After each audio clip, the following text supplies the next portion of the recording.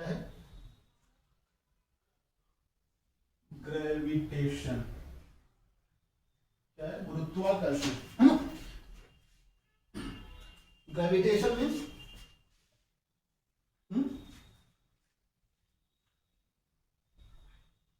किसी भी चीज को, किसी भी ऑब्जेक्ट को अगर हम ऊपर फेंके तो नीचे आती ही आती है। क्यों आती है? किसी भी चीज को अगर ऊपर फेंक रहे हैं, किसी भी ऑब्जेक्ट को, तो वो नीचे आती ही आती है ना? क्यों आती है, कैसे आती है? ठीक है, गुरुत्वाकर्षण। ठीक, तो शुरुआत में वैज्ञानिकों ने देखा अगर किसी भी ऑब्जेक्ट को फेंक रहे हैं ऊपर तो वो नीचे आती है। पढ़ने लगे सोलर सिस्टम के बारे में पढ़ने लगे। क्या पढ़ने लगे? सोलर सिस्टम के बारे में पढ़ने लगे। ठीक है ना? सोलर सिस्टम उसके बाद सोलर सिस्टम में तारे, इन सब की स्टडी वो करने लगे। ठीक है, तो जैसे यहाँ पे अर्थ है, ठीक है, फिर यहाँ पे क्या है? मदर मार्स है, ठीक है ना? कुछ भी है तो इन सब की स्टडी कर। वो लोग ये देखे प्लैनेट कैसे मूव करता है, ठीक है ना? प्लैनेट कैसे चलता है, ठीक, सर्कुलर मोशन में चलता है, कैसे फोर्स लगता है, ये सब। ठीक, तो उसमें से एक वैज्ञानिक हुए लास्ट में। पहले तो गैलीलियो शुरू किए थे, गैलीलियो जो जड़त्व का नियम दिए थे, लॉ ऑफ इनर्शिया, न्यूटन का फर्स्ट लॉ, है ना? तो वो स्टार्ट किए थे। इन सब के बेसिस पे एक वैज्ञानिक हुए केपलर। केपलर क्या बोले? केपलर क्या बोले? प्लैनेट के मूवमेंट के बारे में बोले। केपलर क्या बोले? प्लैनेट कैसे मूव करता है, ठीक है ना? तो केपलर पहली थ्योरी क्या दिए थे? केपलर ये दिए थे कि अगर कोई ऑब्जेक्ट, जैसे ये फार एंड है, ये नियर एंड है, यहाँ से पास पे है ना, जब यहाँ घूमते घूमते अर्थ आ जाएगी तो ये नजदीक पहुंच जाएगी सन के, है ना? तो ये है ना, गर्मी कम लगेगी, ठीक, सॉरी गर्मी ज्यादा बढ़ जाएगी, यहाँ पे गर्मी कम है ना, दूर है, ठीक है, इलिप्टिकल ऑर्बिट में, यहाँ पास में आ जाएगी, ठीक है। अच्छा, ये और क्या बताया थे? ये बताया कि कोई भी प्लैनेट, प्लैनेट मतलब ग्रह, है, सैटेलाइट मतलब उपग्रह, ग्रह का भी ग्रह उपग्रह कहलाता है ना? प्लैनेट मतलब सन का ग्रह, है ना? सन के चारों तरफ चक्कर लगाने वाला, ठीक है। अच्छा, तो ये क्या बोले केपलर? केपलर बोले कि कोई भी प्लैनेट सन के अराउंड इलिप्टिकल ऑर्बिट में चक्कर लगाता है। ये कैसा होता है? इलिप्स। क्या होता है? इलिप्स। इलिप्स कैसे बनता है पता है? इसके दो फोकस होते हैं, है ना? फोकस सेंटर बोल देते हैं, C1 C2, ठीक है। तो यहाँ से एक डोरी ऐसे पेन में अगर बांधे हम, ठीक है, ऐसे बांधे और खींच के ऐसे चलाएं, ठीक है, तो वो, ठीक है, कोई भी पॉइंट, मतलब ऐसे एक धागे को दो खूंटी गाड़ दें, ऐसे चलाएं तो वो इलिप्स में चलता है। दो पॉइंट पर फिक्स कर दें और ऐसे चलाएं तो इलिप्स में चलता है, ठीक है ना? इलिप्स ऐसे ही ड्रॉ किया जाता है, इलिप्स, ठीक है। तो किसी भी पॉइंट P1 पे जो ये डिस्टेंस होगी CP1 plus C1 P1 plus C2 P1, है, ये बराबर होगी यहाँ पे, जैसे P2 पॉइंट है, ये देखो C2 P2 plus C1 P2, ये दोनों बराबर होंगे हमेशा किसी भी पॉइंट पे ऐसे, क्योंकि डोरी तो एक ही रहेगी ना, डोरी चलाते जाएंगे, डोरी एक ही, वो फिक्स रहती है, डोरी की लेंथ तो बढ़ेगी घटेगी नहीं, है ना? तो इलिप्स ऐसे ही तैयार किया जाता है। तो वो क्या बोले कि प्लैनेट सन के अराउंड इलिप्टिकल पाथ में मूव करते हैं और सन किसी एक सेंटर पर स्थित होता है, ठीक है ना?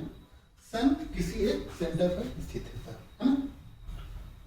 अच्छा, और दूसरी थ्योरी उन्होंने क्या दिया कि यहाँ पे जो एरिया ट्रैवर्स करेगा किसी भी इक्वल इंटरवल ऑफ टाइम में, है ना, जैसे 5 आवर में, है, ये यहां से यहां चला, P1 से P2 चला, ठीक है, तो इतने ही आवर में ये इक्वल एरिया ड्रॉ करेगा। इक्वल एरिया मतलब यहाँ पर Q1 से Q2 चला, है, तो देखो ये दूर है, इसका एरिया ज्यादा हो जाएगा, इतने टाइम में ज्यादा एरिया हो जाएगा। कम डिस्टेंस चलने पे, जैसे ये मतलब हमने माना कि 100 किलोमीटर चला, है ना, तो एरिया जो ड्रॉ करेगा क्या ठीक है, इतने ही टाइम में ये कितना चलेगा, इसको 200-300 किलोमीटर मान चलना होगा हमने, ठीक है, ऐसा मान लिया, ठीक है। 5 घंटे में ही इसको ज्यादा एरिया कवर करना होगा क्योंकि ये पास में है, ठीक है ना। तो इसका ये मतलब है जब यहाँ पे प्लेनेट है तो धीरे मूव करेगा तभी तो कम जाएगा, और यहाँ पे आया तो तेजी से मूव करेगा, ठीक है। यहाँ पे है तो धीरे मूव करेगा, यहाँ पे आएगा तो उसकी टेंजेंशियल वेलोसिटी क्या है। इलिप्स में एक और प्रॉपर्टी होती है, ये इसकी एक एक्सिस हो गई, ये दूसरी एक्सिस है ना, एक बड़ी एक्सिस होती है, छोटी एक्सिस होती है, इसको 2a मानते हैं, ठीक है, और ये क्या है 2b मानते हैं, ठीक। अच्छा, ये फोकस C1 C2 है ना, तो हाफ डिस्टेंस पे क्या पड़ा, b 2b/2 मतलब b, इसका आधा है, ठीक है, फिर इसका आधा ऐसे, ठीक है। इसका सेंटर कहाँ पे स्थित हो गया, यहाँ पे, दो पार्ट, इसको क्या कहते हैं, मेजर एक्सिस, ये माइनर एक्सिस, ठीक है ना। सुनना, पहली बात तो इलिप्स कैसे ड्रॉ करेंगे, इलिप्स ऐसे ड्रॉ करेंगे, 2 पॉइंट फिक्स कर लिए जो कि फोकस होते हैं, है ना, उन पे एक रस्सी को बांध लिए, है, फिर पेन में फंसा के रस्सी को, अगर ऐसे ऐसे एकदम रस्सी टाइट रहे, है ना, मूव कराएं तो इलिप्स बन जाता है, ठीक है। तो ये क्या बोलता है, इनका तीसरा नियम क्या बोलता है कि जो इसका टाइम पीरियड होता है t² is proportional to AQ, ठीक है ना, कितना बड़ा इलिप्स बन रहा है उससे इसका टाइम पीरियड पता चलता है प्लेनेट का, ठीक है ना। देखो ये मार्स का टाइम पीरियड ज्यादा, तो पढ़े थे, है ना, मार्स का टाइम पीरियड ज्यादा, अर्थ का कम, है? फिर मरकरी का और कम, मरकरी का और कम, है ना, क्यों, क्योंकि ये सेमी मेजर एक्सिस, देखो सन से C1 से सेमी मेजर एक्सिस जो है, यहाँ तक की डिस्टेंस जो है ना, जो सन से यहाँ तक की डिस्टेंस है वो कम है, इसकी ज्यादा है, इसकी और ज्यादा है। Time period is proportional to क्या होगा, A³ A⁻3/2, है ना। तो 3 चीज बताया केपलर ने, ठीक। केपलर ने क्या बताया, प्लैनेट का मूवमेंट बताया, प्लैनेट कैसे मूव करते हैं, प्लैनेट के बारे में बताया, ठीक है। अब उसके बाद ग्रेविटेशन शुरू होता है। इन सब की थ्योरी से निष्कर्ष निकाल के न्यूटन ने एक गुरुत्वाकर्षण की थ्योरी दी, ठीक है। उन्होंने क्या बोला न्यूटन ने कि कोई भी 2 ऑब्जेक्ट रहेंगे जिनका मास होगा, है ना, तो उनमें एक फोर्स ऑफ अट्रैक्शन काम करता है, ठीक है ना। 2 मास के बीच में फोर्स ऑफ अट्रैक्शन होता है, F = G m1m2/r², ठीक है। G क्या है, गुरुत्वीय कांस्टेंट है, ठीक है ना। तो ये 2 पिंडों के बीच में, 2 ऑब्जेक्ट्स के बीच में आपस में ये फोर्स लगता है, ठीक है ना। तो दोनों ऑब्जेक्ट एक दूसरे को खींचने की अपने तरफ कोशिश करते हैं, ठीक। अब कौन खींच पाता है कौन नहीं, ये अलग बात है, ठीक। अच्छा, अब शुरू करते हैं।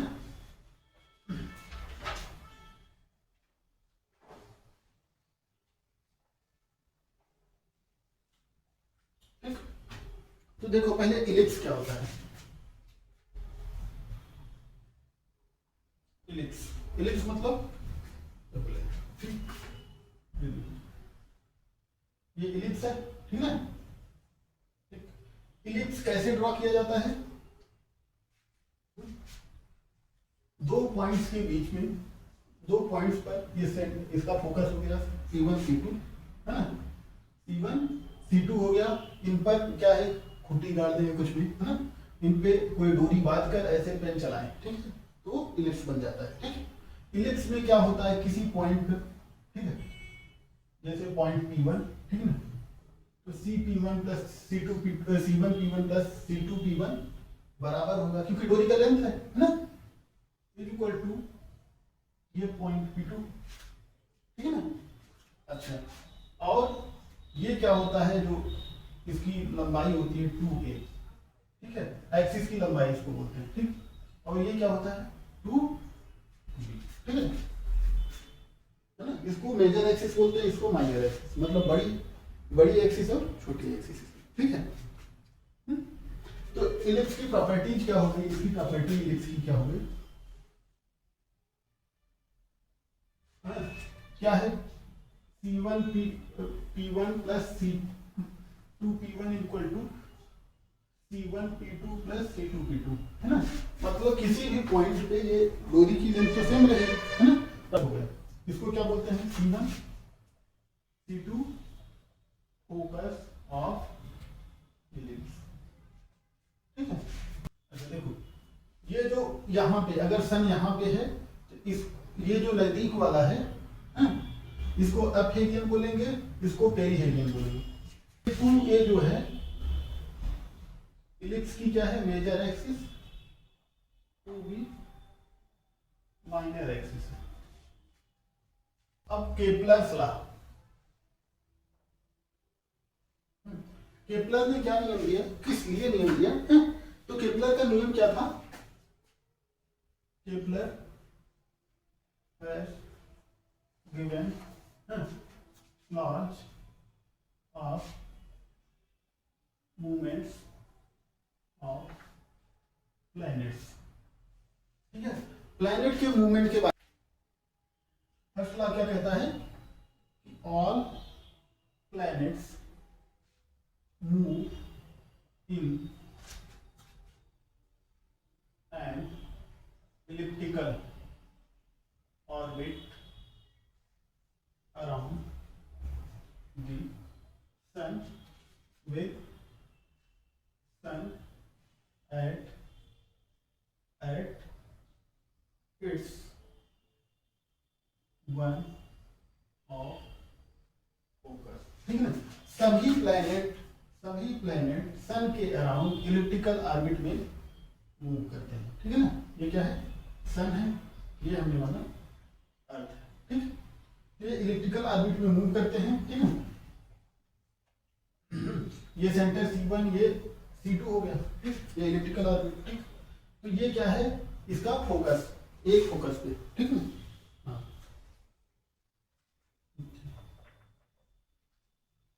सन किस पे होता है, इसके एक फोकस पर होता है, ठीक है ना। इस इलिप्स के एक फोकस पर होता है। अब अच्छा, जो ये दूर वाला पॉइंट होता है, ये वाला, इसको पेरीहेलियन बोलते हैं इंग्लिश में, हाँ। इसको क्या बोलते हैं, सॉरी, उसको इसको अपहेलियन बोलते हैं, इसको पेरीहेलियन बोलते हैं। इसकी ये मेजर एक्सिस क्या हो गई, टू है, टू भी, है ना। दूसरा लॉ केपलर का क्या है, सेकेंड लॉ ऑफ ऑर्बिट, ठीक है ना। केपलर का सेकेंड लॉ क्या है, ये लॉ ऑफ ऑर्बिट भी बोलते हैं, इसको क्या बोलते हैं, फर्स्ट लॉ को लॉ ऑफ ऑर्बिट भी बोलते हैं, और इसको सेकेंड, इसको क्या बोलते हैं, लॉ ऑफ एरिया, ठीक है। क्योंकि ये ऑर्बिट के बारे में बताया, ऑर्बिट कैसी होती है, इलिप्टिकल ऑर्बिट होती है। अब लॉ ऑफ एरिया क्या बता रहा है कि the line that joins the planet with the sun covers equal area in equal intervals of time। ये क्या है, प्लैनेट, यहां पे क्या है, सन है, ठीक है ना। तो यहां से पॉइंट P1 से P2 तक जाने में, है ना, अगर डेल्टा टी टाइम में, ठीक है, क्या है, इन डेल्टा टी टाइम में, डेल्टा टी 1 घंटा 2 घंटा कितना भी, है ना।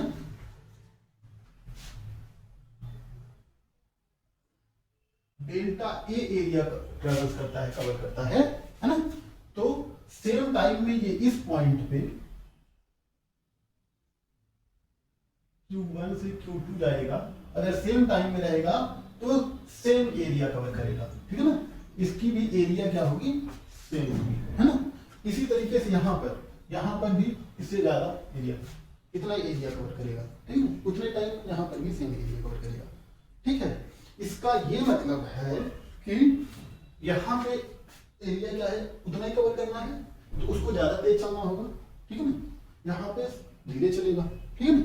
इसका ये मतलब है planets move faster when they are closer to the sun है, और अगर दूर रहेंगे तो धीरे चलेंगे, है ना।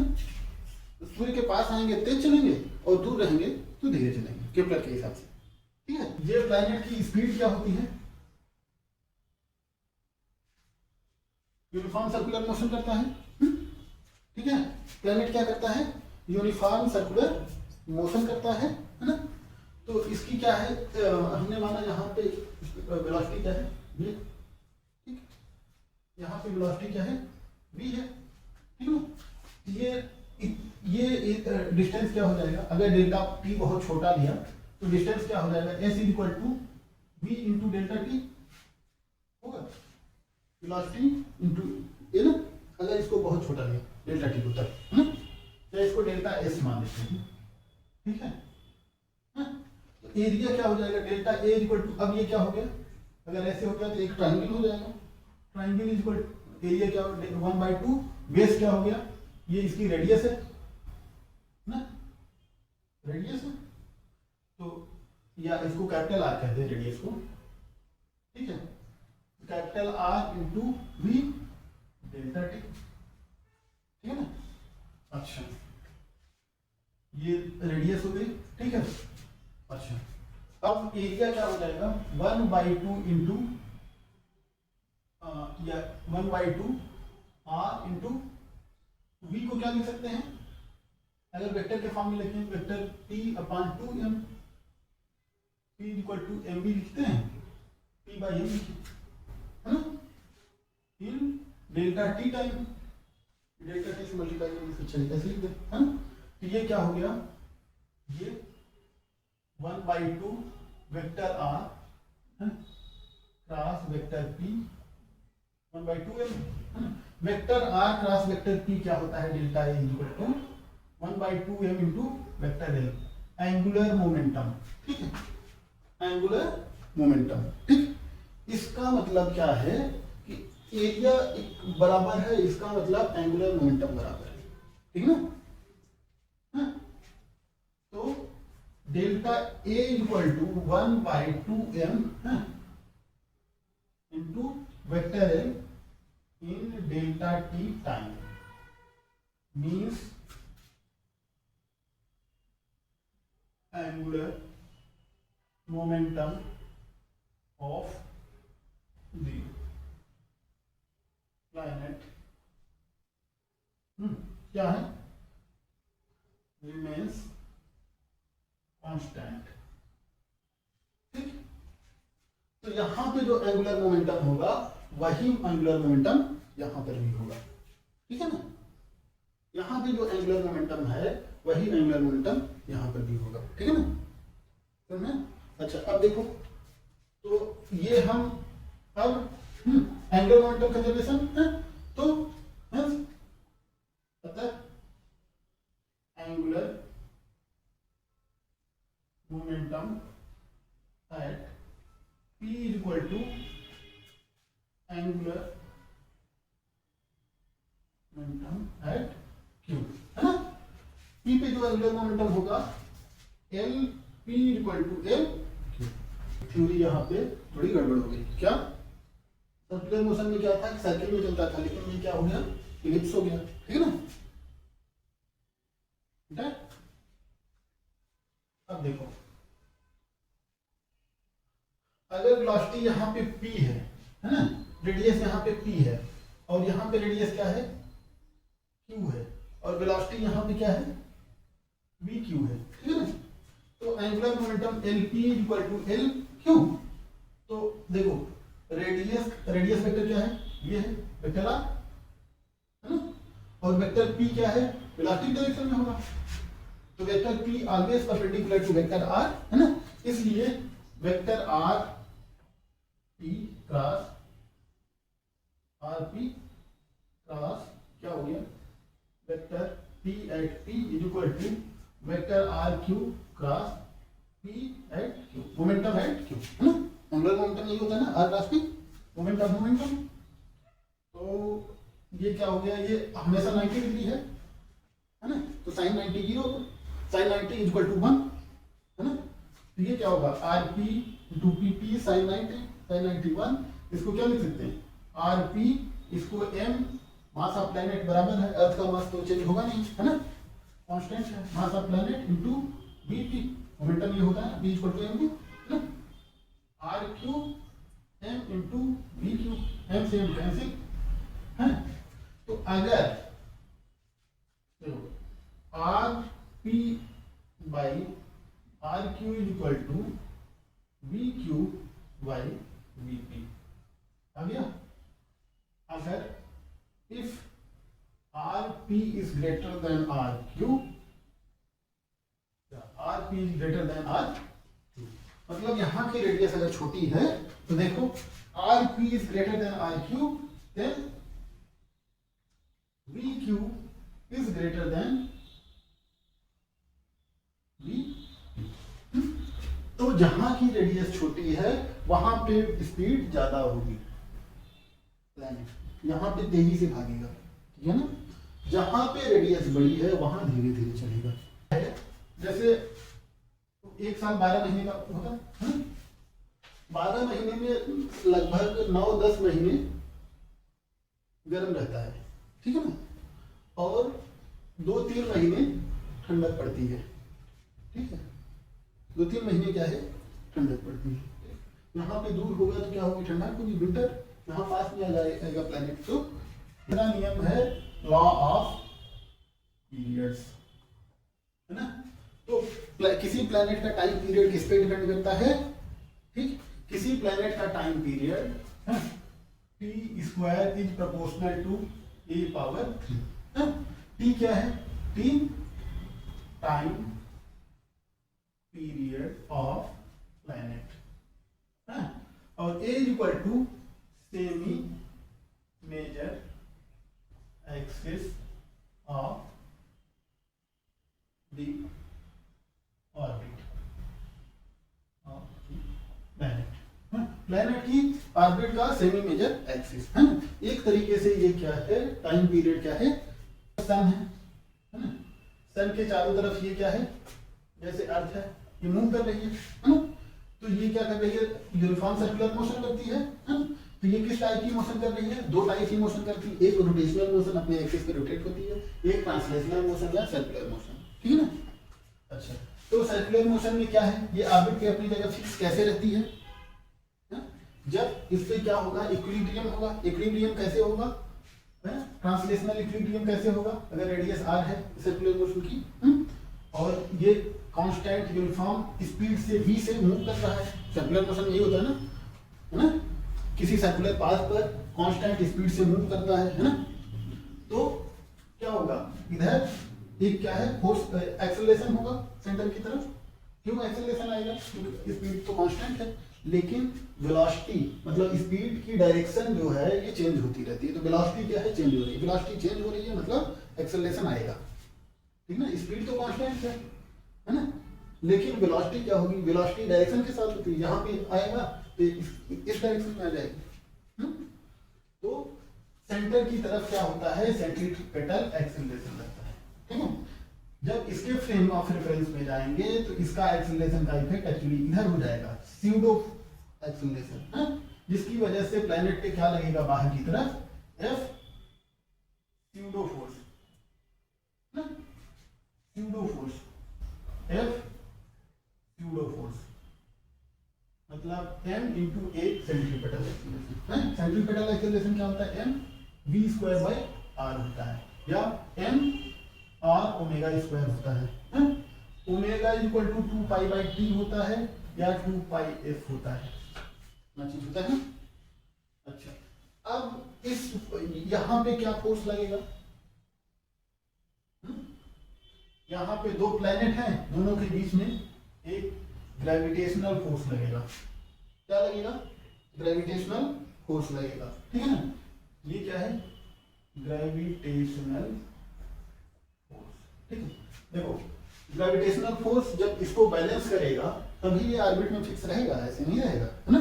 कोई भी फोर्स ज़्यादा हो जाएगा तो ये इधर लेके भाग जाएगा, लेकिन ऐसा होता नहीं। क्यों? क्योंकि ये जो फोर्स होता है ये इसी की वजह से ही आता है।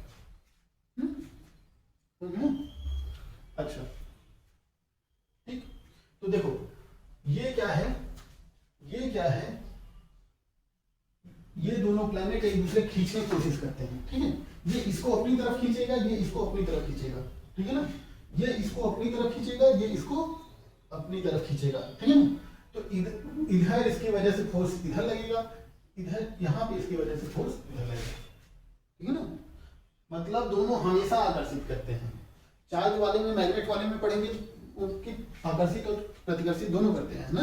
विपरीत चार्ज क्या करते हैं, अपोजिट चार्जेस अट्रैक्ट करते हैं, लेकिन यहाँ पे नहीं। जब दो प्लैनेट मास, दो मास आ गए तो वो आकर्षित ही आकर्षित करेंगे, ठीक है ना। मतलब ये इसको इधर खींचेगा, ये इसको इधर खींचेगा, ये कभी इधर धक्का नहीं देगा, ये दोनों एक दूसरे खींचेंगे, ठीक है ना।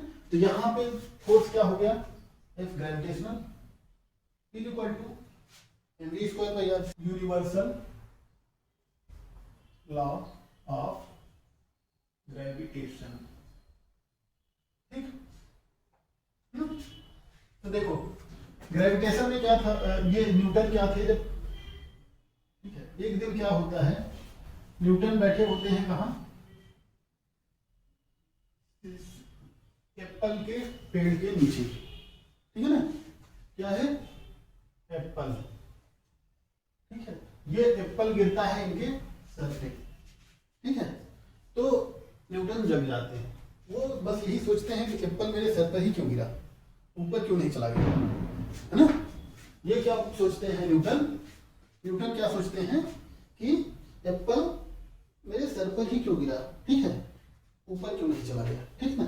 तो यहाँ से उनका दिमाग खुला। फिर उस समय दुनिया में केपलर कुछ सिद्धांत अपने दे चुके थे इस पर, ठीक है ना, कि जब ऑब्जेक्ट को ऊपर भी फेंका जाता है तो नीचे ही क्यों आती हैं। सेम इनका भी कंसर्न वही था कि एप्पल टूटा तो मेरे सर पर ही क्यों गिरा, नीचे ही क्यों गिरा, ऊपर क्यों नहीं चला गया, ठीक। तो न्यूटन क्या किए, रिसर्च किए। बाद में न्यूटन ने क्या दिया, थ्योरी दिया, ठीक है। थ्योरी जो दिया यूनिवर्सल लॉ ऑफ ग्रेविटेशन, वो एकदम परफेक्ट थ्योरी थी, ठीक है ना। कई सारे एक्सपेरिमेंट किए, ठीक है ना। देखो ये क्या है, सन, ये क्या है, अर्थ, ठीक है ना। अब अर्थ के चारों तरफ क्या है, मून चक्कर लगाता है ना, ठीक है ना। सन की सैटेलाइट क्या है, अर्थ, अर्थ की सैटेलाइट मून चक्कर लगा, जैसे अर्थ ये है ना, अर्थ मून इसके चारों तरफ चलेगी, ठीक है।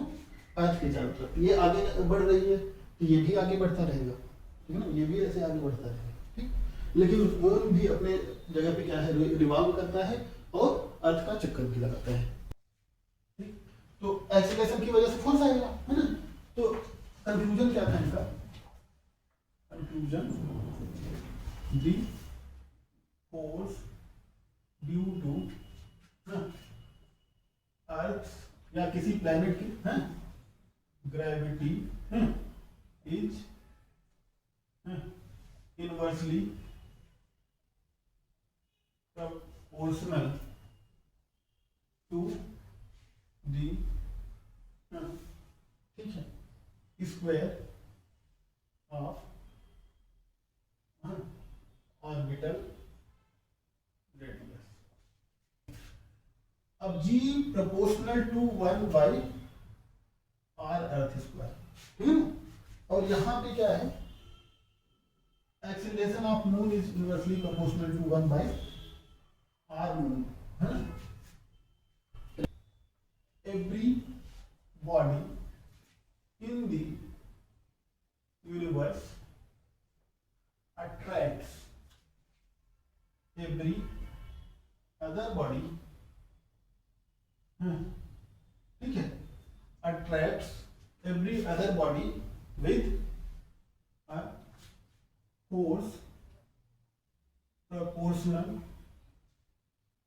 to their masses and inversely proportional to the square of the distance between them, ठीक है ना। तो जैसे दो मास हैं, एक मास ये है, एक मास ये, ठीक है। ठीक, तो देखो ये क्या है, अभी हमने अर्थ मान लिया, ये मून मान लिया, ठीक है। इसका मास क्या है, अर्थ का m e है, इसका मास क्या है m ठीक। इनके बीच की कुछ डिस्टेंस होगी, डिस्टेंस जिसपे ये क्या है ऑर्बिटल मोशन है ना, तो ये क्या हम कह देते हैं, ये ठीक है ना। तो ग्रेविटेशनल फोर्स क्या है, F gravitational is equal to एक gravitational constant into mass of earth into mass of moon upon r square, ठीक है ना। G क्या है, G इज ग्रेविटेशनल कांस्टेंट है। इसकी वैल्यू कितनी होती है ग्रेविटेशनल कांस्टेंट की, 6.67 into 10 to the power 6.67 into 10 to the power -11। Unit क्या होगी, newton metre square upon kilogram square, है ना। Newton metre square upon kilogram square. क्या है, दोनों के बीच का फोर्स ऑफ अट्रैक्शन ये है, मतलब ये इसको खींचेगा इधर, अर्थ इस पे लगाएगा Fg फोर्स, इसको अपनी तरफ खींचेगा, मून इस पे लगाएगा Fg फोर्स, इक्वल फोर्स लगाएंगे लेकिन दोनों एक दूसरे खींचने की कोशिश करेंगे, ठीक है ना। इसी को बोलते हैं, कौन सा फोर्स है ये, अट्रैक्शन, है ना। तो ग्रेविटेशन में हमेशा अट्रैक्शन होता है। फोर्स का वेक्टर फॉर, हमने माना दो मास है, एक्स एक्सिस वाई एक्सिस, एक ये m1 है, ये m2 है, ठीक है ना। इसका पोजीशन वेक्टर ओरिजिन के रिस्पेक्ट में ये क्या है, r1 है, ठीक है, पोजीशन वेक्टर, ठीक। ये क्या है, r2 है, ठीक। लेकिन इन सब से हमको मतलब नहीं, हमको क्या मतलब, इनके बीच की डिस्टेंस है। तो ये वेक्टर क्या हो जाएगा, हम निकाल लेंगे, ये vector distance between two masses, है ना। तो वेक्टर r इक्वल टू, अगर ये वेक्टर r है, तो 2 से 1 r2 minus r1, vector r2, है ना। ये क्या हो जाएगा, r2 1 लिख दें इसको, वेक्टर r2, कोई दिक्कत है ना। तो ये पोजीशन वेक्टर ये है, ठीक, वेक्टर वाला। अच्छा, अब फोर्स क्या हो जाएगा, एफ जी, दोनों के बीच force of attraction equal to G to m1 m2 upon ये क्या है, दोनों के बीच की distance mod of r square, है ना, into direction, into direction. Direction क्या होगा, यूनिट वेक्टर ऑफ r। ये क्या है, फोर्स है, ये क्या है, डायरेक्शन है, ठीक है ना। इसका ये मतलब है, इसका क्या मतलब है, कि force of attraction between these two, है ना। ये इसको इधर खींचेगा, ये इसको इधर खींचेगा, ठीक है ना। तो m2 द्वारा m1 पे, m2 m1 पे कितना अट्रैक्टिव फोर्स लगा रहा है, ठीक है ना। फोर्स की डायरेक्शन इधर है, मतलब क्या हो गया, ये कितना इसको खींच रहा है, ठीक है ना। इसका क्या मतलब है, attractive force applied by m2 on m1, ठीक है ना। इसको FG21 भी कर सकते हैं, 2 के द्वारा 1 पर, ठीक है ना, पहला, ठीक।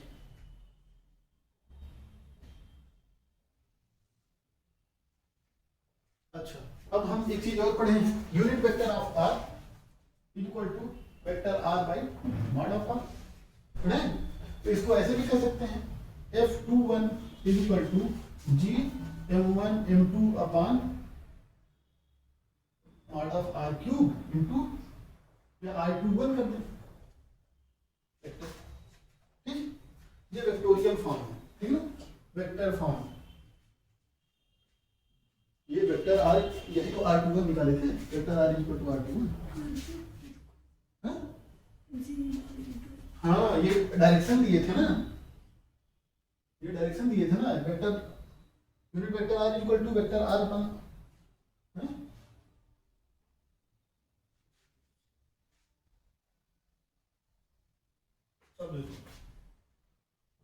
यहाँ पे कोई मास M1 है ना, यहाँ पे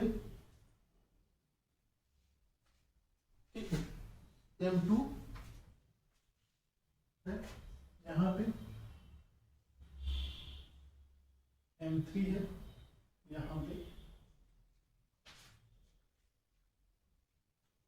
M4 है, ठीक है ना। तो क्या है, find total force at M1, ठीक है। ये देखो,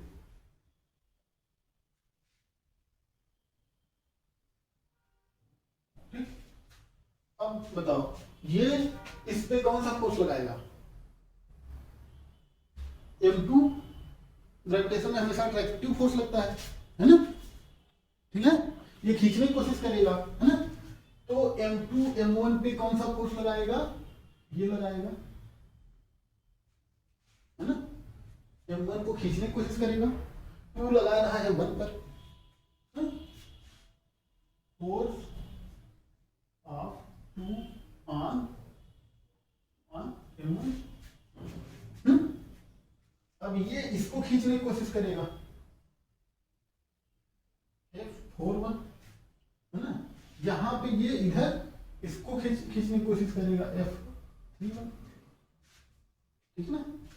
और ये इसको यहाँ पे खींचेगा, ये इसको यहाँ खींचेगा, ये इसको यहाँ खींचेगा, ठीक है ना।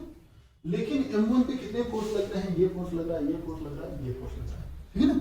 M1 पे ये तीनों इतने फोर्स लगा रहे हैं, जबकि M1 भी तीनों पे फोर्स लगा रहा है। यहाँ पे क्या लगाएगा, F13, है ना। मतलब M1 भी इसको खींचेगा, इसको खींचेगा, इसको खींचेगा, ठीक है ना। तो total force on M1 is equal to vector F1 is equal to क्या होगा, total sum of forces, vectorial sum है, vector F21 plus vector F41 plus vector F31। क्या लिख सकते हैं, F21 मतलब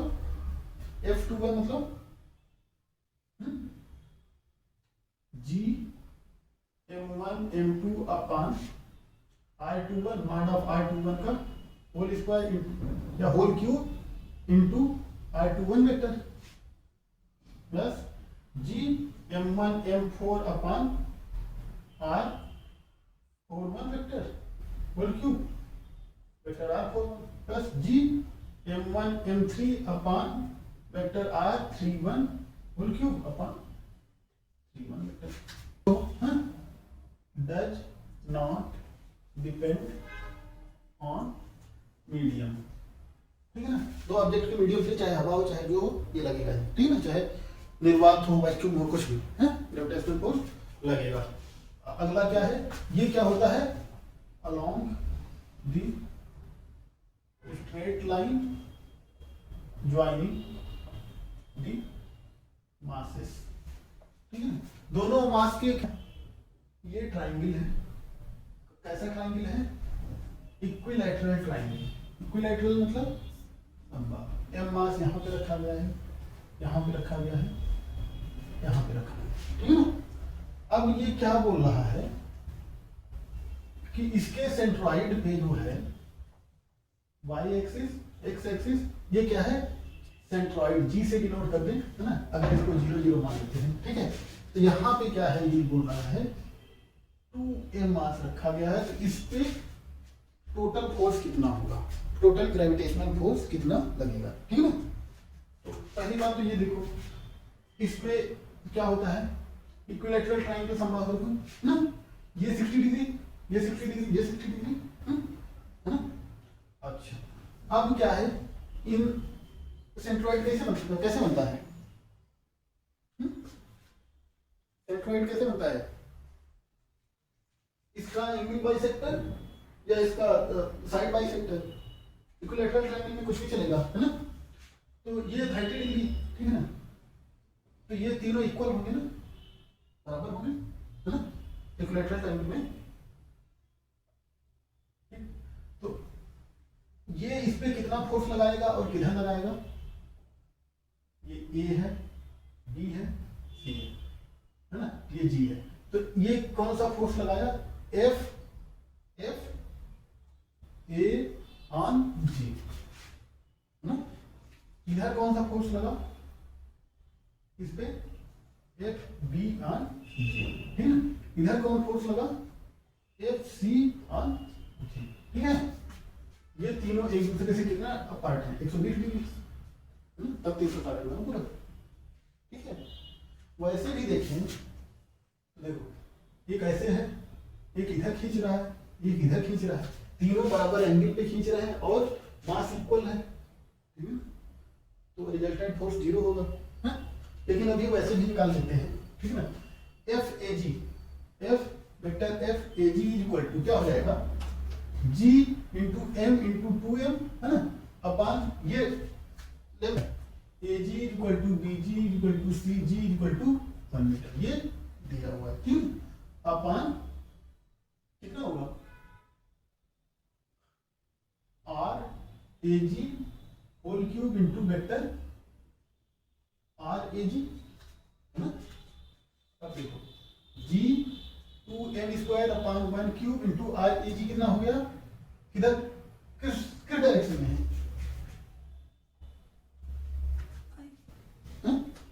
आई, लेकिन ये कितने पे है? देखो यहाँ 0 है, ये कितने पे है?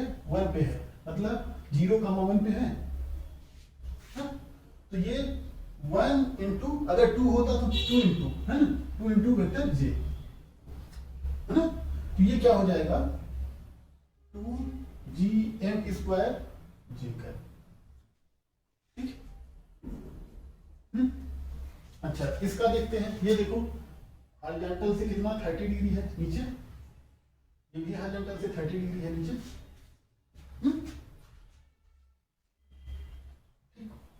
ये पॉइंट क्या है? ये 1 मीटर है, 30 डिग्री नीचे है ना। तो कहो तो इसको कंपोनेंट से करते हैं क्या? जैसे बताओ वैसे करते हैं, कंपोनेंट ज्यादा आसान पड़ेगा। कंपोनेंट देखो ऐसे होगा, इसका हॉरिजॉन्टल कंपोनेंट क्या हो जाएगा? वेक्टर एफ सी जी कॉस थीटा, है ना। इधर क्या हो जाएगा? एफ सी जी कॉस 30 डिग्री। इधर ये क्या हो जाएगा? F C G sine 30 degree, है ना। इधर क्या हो जाएगा? एफ बी जी कॉस 30 डिग्री और F B G sine 30 degree, ठीक है ना। मान दोनों का समान है तो ये कट जाएगा, हॉरिजॉन्टल कंपोनेंट करते हैं, बैलेंस हो जाएंगे, कट जाएंगे आपस में। वर्टिकल कंपोनेंट क्या हो जाएगा? वेक्टर एफ सी जी, कंपोनेंट से अगर निकाले तो ऐसे निकालेंगे, देखो vector F C G plus vector F B जी, है। ये क्या जोड़ रहे हैं? हॉरिजॉन्टल कंपोनेंट, है ना। तो ये क्या आ जाएगा? 2 या F C G sine 30 degree plus F B G sine 30 degree. F C G sine 30 क्या होगा? 2m into M by 1 square into sine 30 कितना हो जाएगा? 1/2। और ये किस डायरेक्शन में है? माइनस जे डायरेक्शन में है, ठीक है। ये भी उतना ही हो जाएगा, जी इंटू 2m इंटू एम अपान ये भी 1 है ना, 1 स्क्वायर इंटू ये कितना हो जाएगा? ये साइन 30 1/2 इंटू ये भी माइनस जे में है, माइनस जे, ठीक। तो ये टोटल क्या हो जाएगा? G 2m square into minus j, ठीक है ना। एफ टोटल क्या हो जाएगा? Vector F is equal to vector F A G plus vector F C G plus vector F B G equal to कितना हो जाएगा? ये 2gm स्क्वायर जे कैप माइनस 2gm स्क्वायर जे कैप, कट गया। Vector F at G equal to 0, है ना। अब देखो अगर इसको कंपोनेंट से नहीं करना हो, है ना, अगर कंपोनेंट से इसको नहीं करना हो इस क्वेश्चन को, ठीक, अगर इस क्वेश्चन को कंपोनेंट से नहीं करना हो तब कैसे करेंगे, वेक्टर से कैसे करेंगे, ठीक। ये देखो एक्स एक्सिस से 0 0 पॉइंट है, ये पॉइंट निकालेंगे, ठीक है। ये पॉइंट क्या हो जाएगा, ये पॉइंट निकालेंगे, सी पॉइंट क्या हो जाएगा, इधर कितना चला, माइनस इतना चला, मतलब 1 this into cos 30, 1 into cos 30, है ना। फिर इधर कितना आया नीचे, अच्छा ये माइनस में गया, नीचे कितना आया -1 इंटू साइन 30, ठीक है। सी कितना हो गया -√3/2 -1/2, ठीक। अब ये इधर कितना गया, बी क्वेश्चन क्या हो जाएगा 1 cos 30, लेकिन प्लस में गया, फिर नीचे माइनस में गया -1 sin 30, है ना। तो बी क्या हो गया √3/2 और 30 -1/2, ठीक। अब ये वेक्टर निकल जाएगा, काम हो जाएगा, vector R C G equal to क्या हो जाएगा, दिस पॉइंट मतलब R, vector R C minus R C क्या हो जाएगा -√3/2 I cap -1/2 J cap, mod of R C G कितना हो गया, ये 1 ही था, 1 था ही, इसी से निकाल। फिर ये आर बी जी वेक्टर क्या हो जाएगा ऐसे √3/2 आई कैप -j/2, ठीक। तो एफ सी जी वेक्टर क्या हो जाएगा, G M into 2m by R C G का whole cube R C G. फिर ये देखो F B G is equal to क्या हो गया, G M 2m upon R B G whole cube R B G, तो इसको क्या लिख सकते हैं, F C G vector is equal to 2gm square R C G 1 हो गया, 1 cube 2 -√3/2 I cap -1/2 J cap, ठीक। इसको क्या लिखेंगे, F B G is equal to 2gm square upon 1 cube, ये क्या हो गया √3/2 आई कैप -j/2, ठीक। अब देखो, अब सब जोड़ देते हैं, vector F is equal to vector F A G plus vector F B G plus vector F C G, ठीक है ना। सब जोड़े क्या हो गया 2gm square J cap plus 2gm square -√3/2 I cap -j/2 plus 2gm square √3/2 I cap minus, ये इससे क्या कट जाएगा, अब ये दोनों जुड़ेंगे, j/2 1 हो जाएगा, ये भी कट जाएगा, सब कट जाएगा, 0 हो जाएगा। इसका कह रहा है कि अगर मास एट ए डबल कर दिया जाए, क्या है, ए पे मास क्या कर दिया जाए, डबल कर दिया जाए, जैसे यहाँ पे m था तो 2m m m, है ना। यहाँ पे सेंट्रॉइड x एक्सिस, ये y एक्सिस है ना जी, ठीक है, 0,0 है, यहाँ पे 2m मास रखा गया है, ठीक। तो ये क्या है, ए बी सी, ठीक। अब देखो एफ ए जी वेक्टर क्या हो जाएगा, मतलब ये force by A on G, ठीक। तो क्या हो जाएगा G 2m into 2m upon r 1 cube into vector this 1 into, है ना, ये जी वेक्टर, तो क्या हो गया ये 4gm स्क्वायर, ठीक है ना। अच्छा अब ये देखो, अब मैं कंपोनेंट से कर रहा हूं, देखो इधर वेक्टर क्या है, एफ सी जी वेक्टर, इधर फोर्स का कौन सा वेक्टर है, एफ VG वेक्टर, ठीक ना। ये हॉरिजॉन्टल से कितने एंगल पे हैं? 30 डिग्री, 30 डिग्री पे। कैसे हैं? इक्विलैटरल ट्रायंगल में सेंट्रॉइड, ये तीनों कितना है? ये 120 डिग्री, ये 90 डिग्री, 90 30 120, है ना। तो ये देखो इधर का फोर्स क्या हो जाएगा, ये फोर्स का आप कंपोनेंट निकालते हैं, ठीक, उससे नहीं कर रहा हूँ, कंपोनेंट से। देखो कंपोनेंट वाला सिंपल है थोड़ा, देखो FCG cos 30, और इधर वाला क्या हो गया इसका कंपोनेंट, इधर FCG sin 30, वो इसका इधर कंपोनेंट देखो FBG cos 30, इसका इधर FBG sin 30।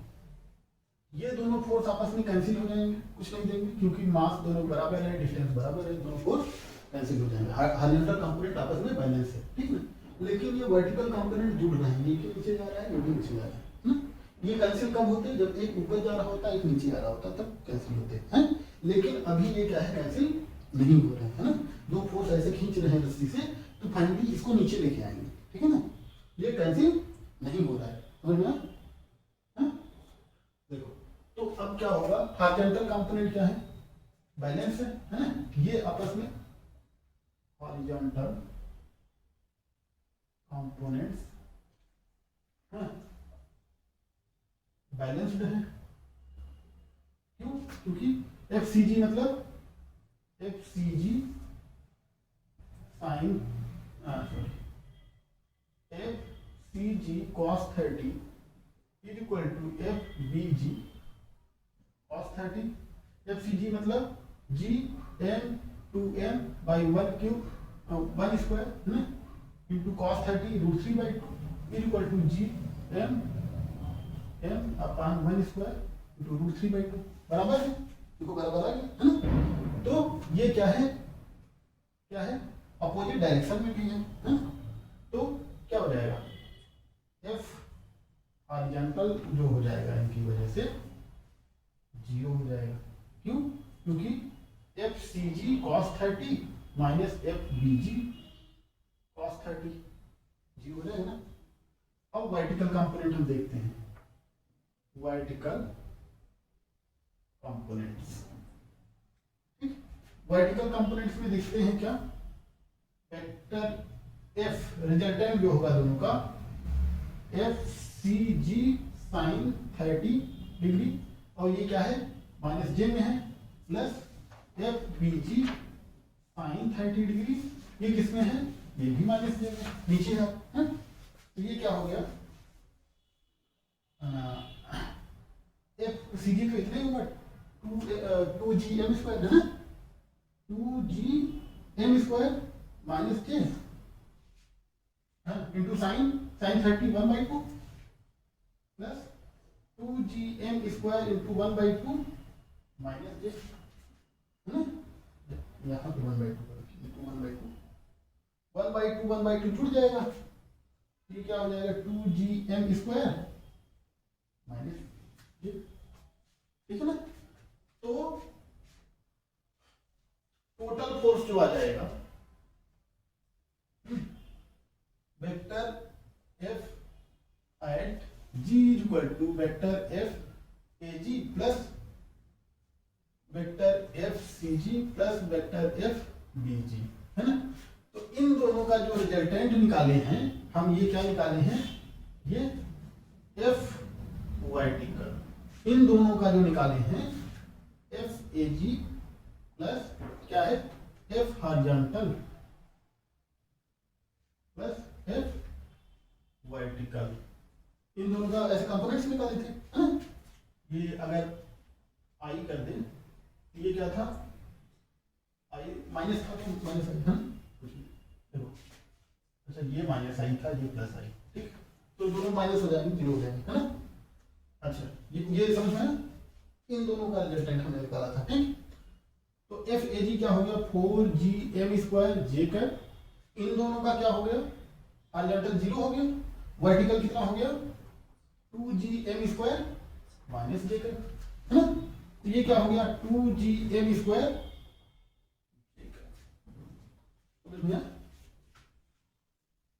ठीक, इसके मास डबल कर दिए तो ये इसको इधर खींचेगा। इस पे रिजल्टेंट फोर्स क्या है, ये।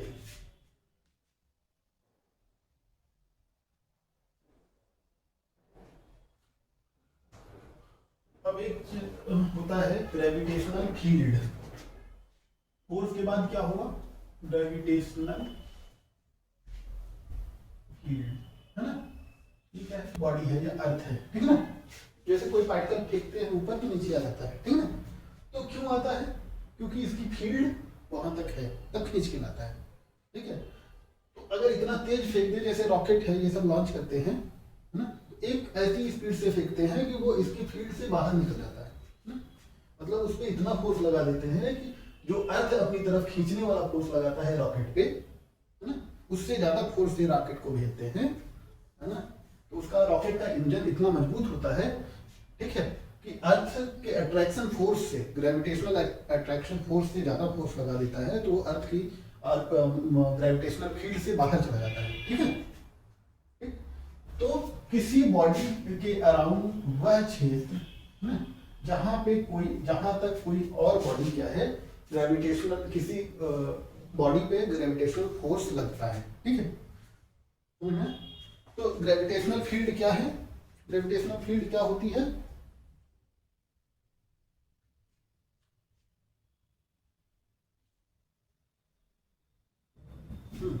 तो द ग्रेविटेशनल फील्ड क्या है,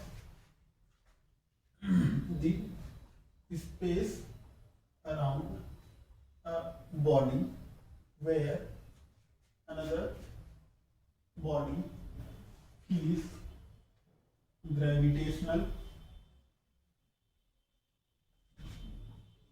पुल या फोर्स, है ना। पुल मतलब खिंचाव, है, ठीक, बाय दी बॉडी, ठीक है। तो किसी बॉडी के चारों तरफ का वह क्षेत्र जहां तक की कोई और बॉडी है ग्रेविटेशनल फोर्स एक्सपीरियंस कर रही है, ठीक है।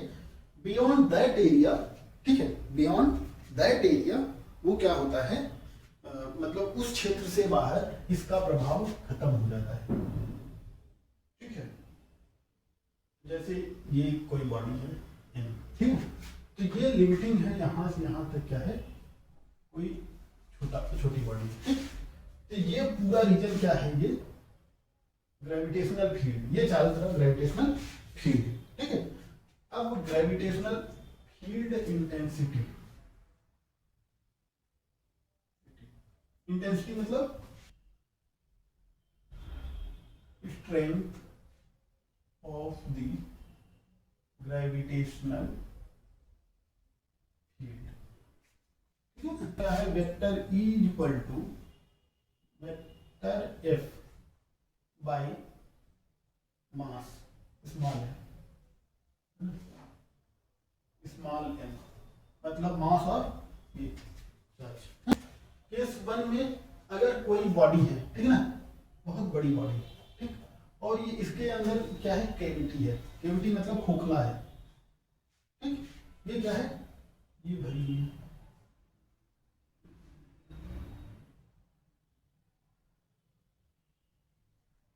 ये केविटी, केविटी का केस 1 है, ठीक। इसका मास क्या है, कैपिटल M है, ठीक, बड़ा मास है, ठीक। अगर इसका सेंटर है, सेंटर से r डिस्टेंस पे कोई स्मॉल m मास रखा गया है, ठीक है, ठीक। तो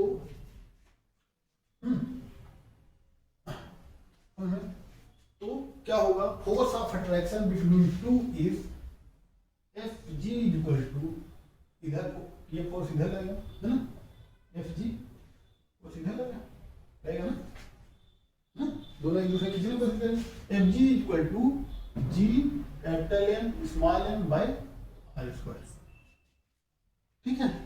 इस कैविटी का कोई फर्क नहीं पड़ेगा, इसका मतलब ये है for point outside the cavity,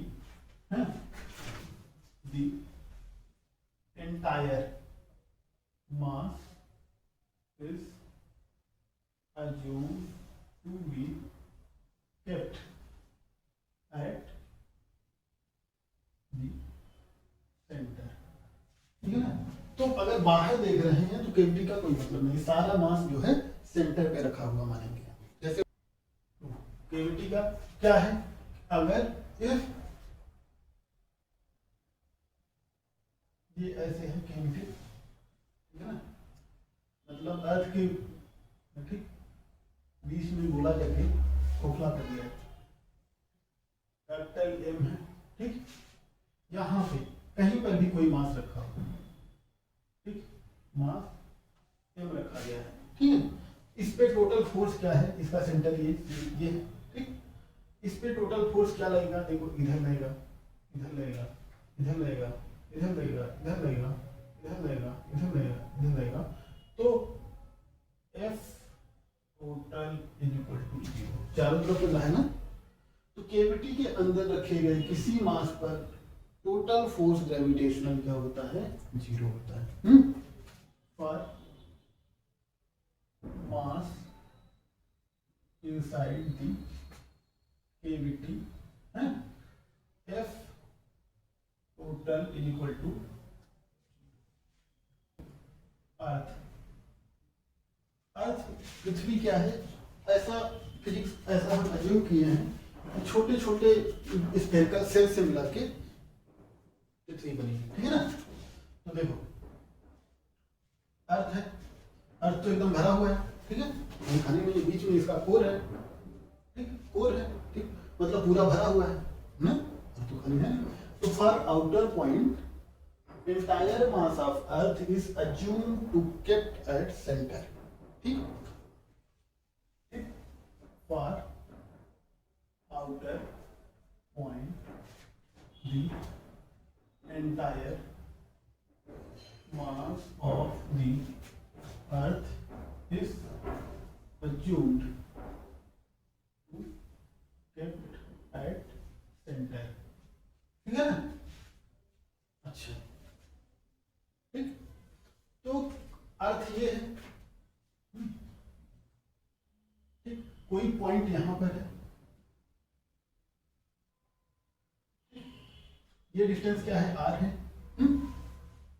mass of अर्थ ये हो गया और रेडियस ऑफ अर्थ, ठीक है ना, ये स्मॉल मास कोई है, ठीक है।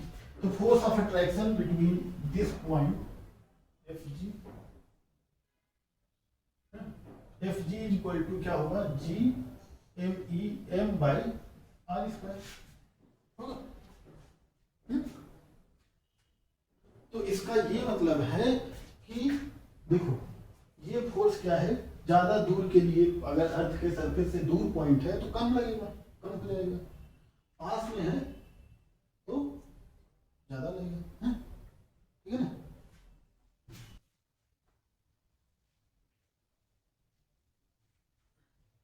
अच्छा, फॉर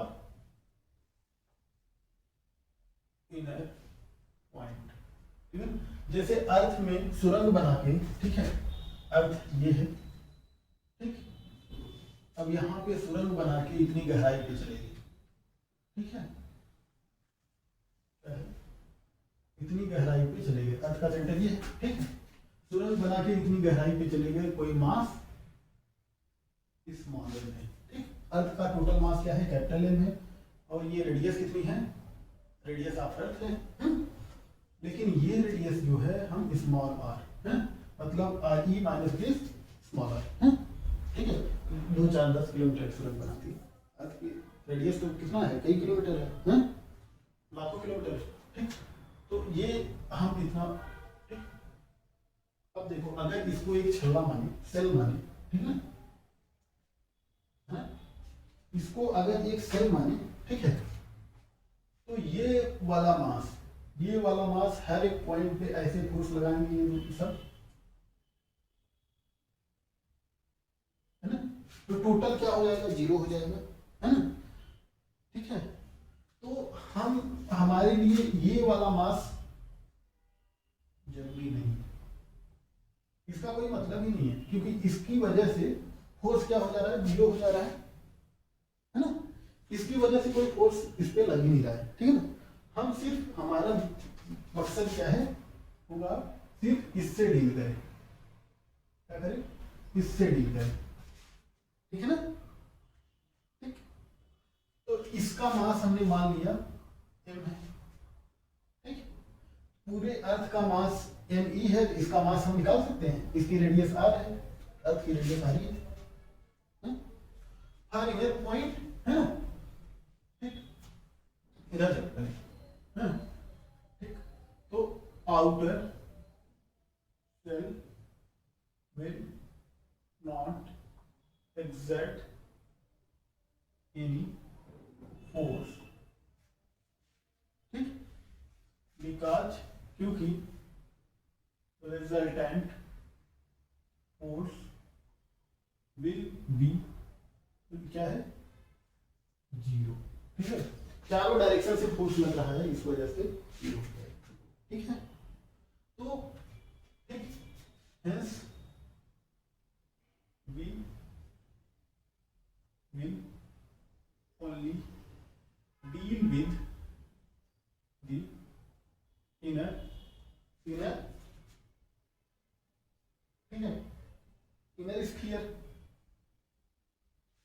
ठीक है ना। बाहरी गोला का कोई मतलब नहीं बन रहा है ना, अंदर गोले, ठीक। तो देखो, तो मास ऑफ द इनर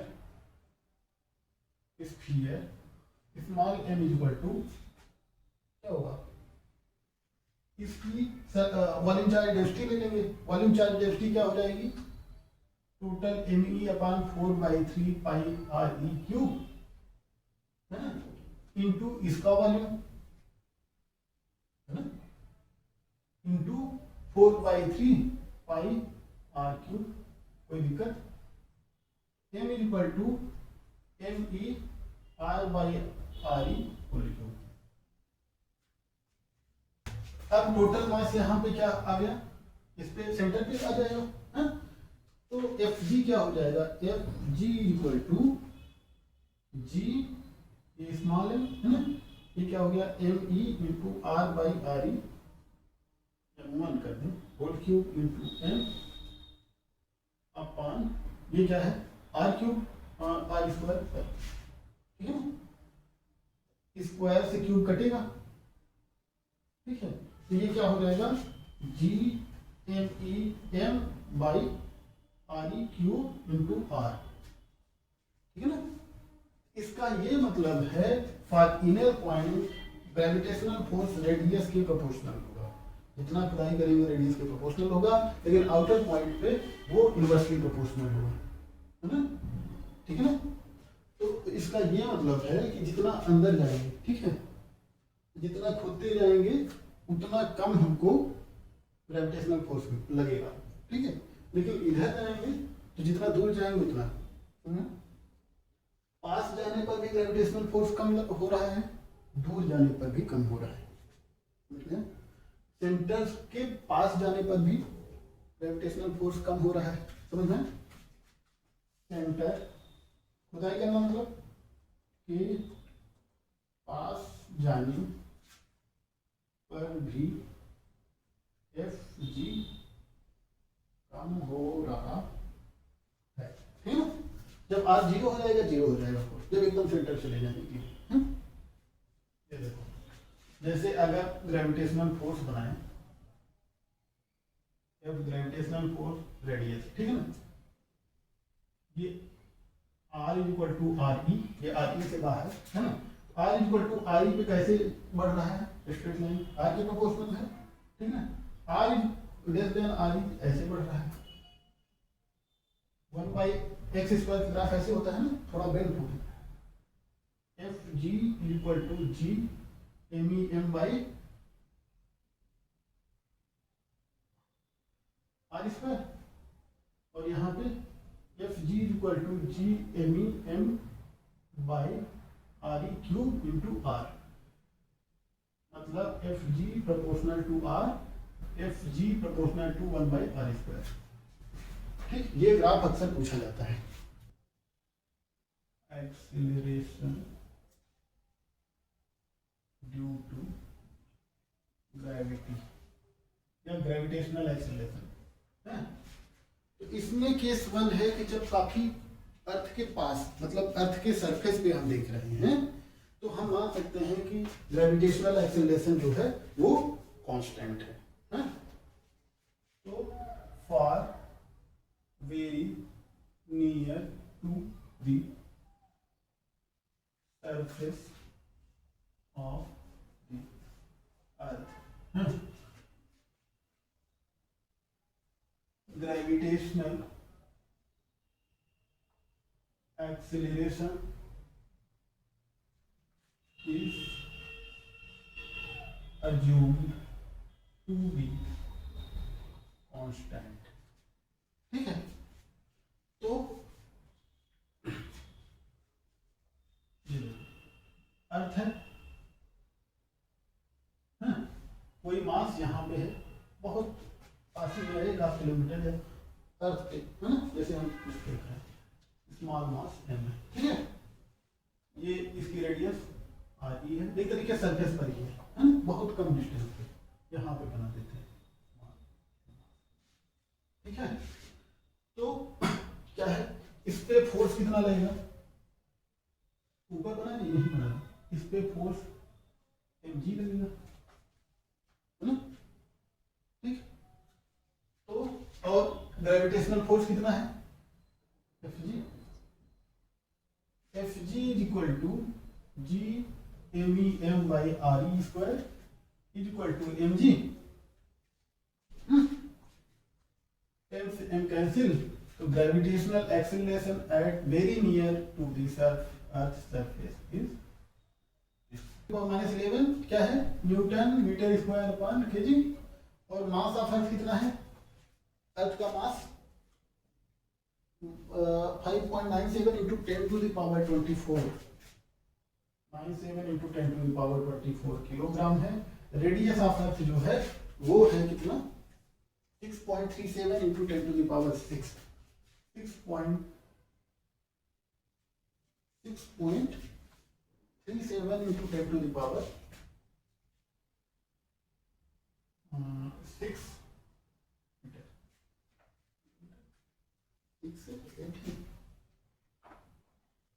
ठीक, तो इसको रखेंगे, रख के निकालेंगे, है ना, कैलकुलेशन करेंगे, तो जो अभी तक हम पढ़ते आए हैं ग्रेविटेशनल एक्सेलरेशन, वो क्या मिल जाएगा हमको, ग्रेविटेशनल एक्सेलरेशन क्या मिल जाएगा हमको, 9.8, कितना मिलेगा, 9.8।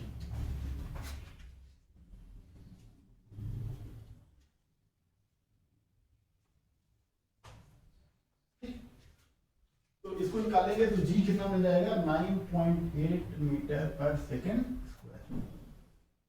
ग्रेविटेशनल एक्सेलरेशन पता चला, लेकिन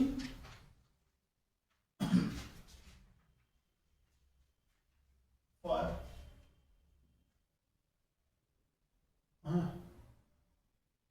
significant distance from the Earth's surface। ठीक है, लेकिन ग्रेविटेशनल एक्सेलरेशन क्या होगा, ठीक, देखिए फॉर सिग्निफिकेंट, कुछ मतलब है, पहले h ऊंचाई एक बार देख लें, ये क्या है, mass gravitational acceleration at h height from the surface of the earth। ठीक है, h हाइट पर कितने, h ऊंचाई पे, देखो ये अर्थ है, क्या है, अर्थ है जिसका मास me है, ठीक है ना, रेडियस re है, इससे क्या है, h ऊंचाई पर, ठीक है ना, क्या है,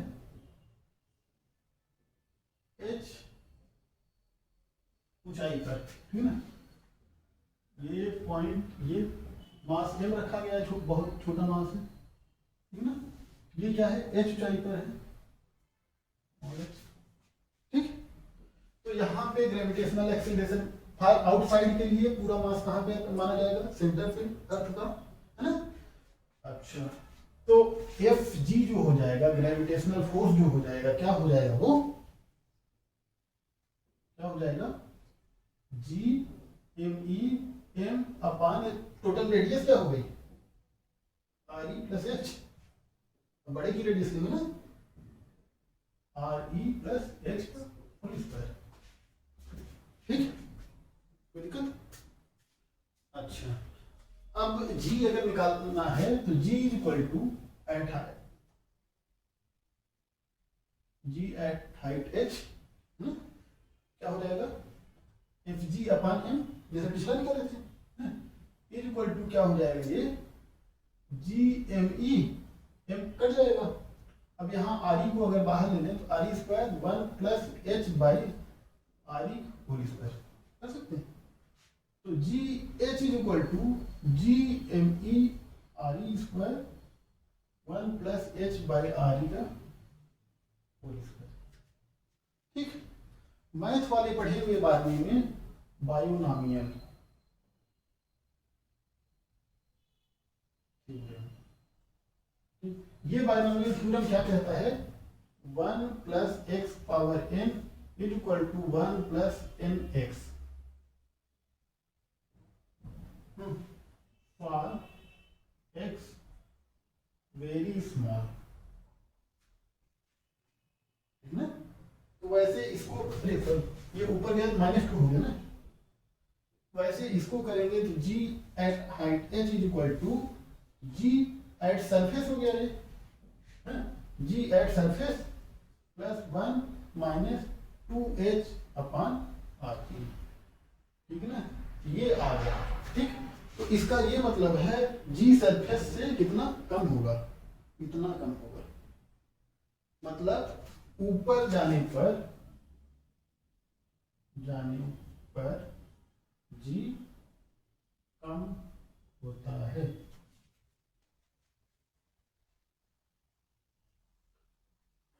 अब बी क्या है, gravitational acceleration at h height below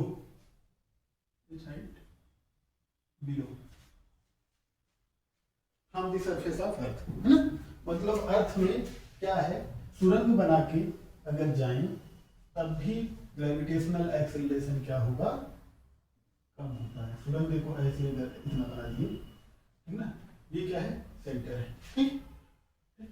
तो यहाँ पे अगर देख रहे हैं, ठीक, यहाँ पे अगर देख रहे हैं, ठीक है, ये h हाइट, ठीक है, h नीचे गए, h गहराई पे गए, ठीक है। तो हमको किससे मतलब होगा, फोर्स में सिर्फ इससे मतलब होगा ना। अच्छा, ये टोटल रेडियस क्या थी, आर ई थी, तो जिससे हमको मतलब है उसकी रेडियस कितनी है, आर ई माइनस एच है, ये स्मॉल एम मास है, ये m1 is equal to M E R by R E का होल क्यूब निकाल चुके हैं for H height below, F G is equal to G M E M by R E cube into R निकाले थे, है ना, निकाले थे ना। अच्छा, तो यहाँ पे क्या हो जाएगा, G is equal to R मतलब ये एफ जी बाई एम, मतलब G M E by R E cube, ये क्या हो गया, आर ई माइनस एच, जी एम ई एम, तो G at H below, G at H below is equal to G M E R E square, एक R E अंदर ले गए तो 1 minus H by R E, G H is equal to G at surface 1 minus H by R E, समझ गया। इसका मतलब गहराई पर भी जाने पर भी ग्रेविटेशनल एक्सीलरेशन कम होता है, लेकिन आधे रेट से। जितना तेजी से कम ऊपर जाने पे होगा, उससे कम तेजी से घटेगा नीचे जाने पे, ठीक है ना। तो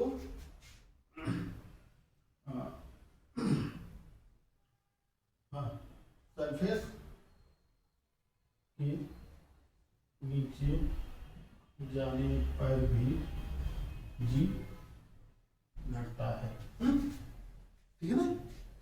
तो नीचे जाने वाला फार्मूला ये है, ऊपर जाने वाला फार्मूला वो है, सरफेस वाला फार्मूला GME/r²।